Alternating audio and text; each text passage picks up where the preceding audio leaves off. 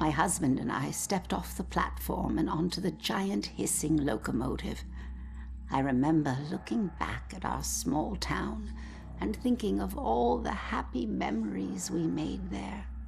But I was excited to start our new life in Salem. I must have dozed off because I was startled awake by the sound of screeching metal. And as the train came to a halt, all I could hear was the torrential rain pelting against the roof. I looked out the window. There was only darkness. Then came the brightest flash of lightning I had ever seen. When my husband left to inquire about the delay, a woman in the back of the train started screaming. We rushed over to her and asked her what was wrong, but all she could manage to say through her sobs was something about seeing the spirits of the dead wandering in the rain.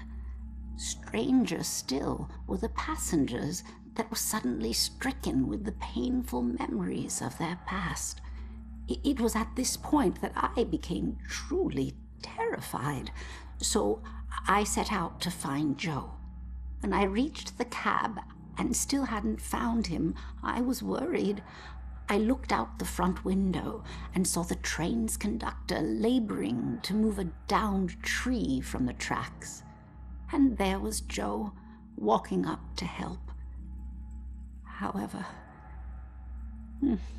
instead of grabbing hold of the tree, Joe bent down, picked up a rock, and crushed the conductor's skull with it. When I left the train and ran up to him, I could see that this wasn't the Joe I once knew. Something had taken hold of him, something angry. Then he saw something that terrified him. He dropped the rock and ran off into the woods.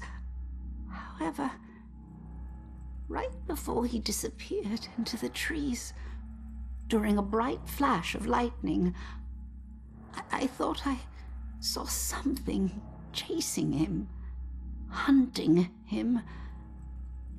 I can only describe it as a ghostly specter, cloaked in black.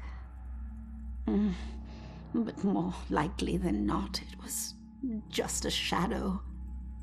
The authorities spent days combing the woods for Joe, but he never turned up. I tried to go back home, but the memories were too painful.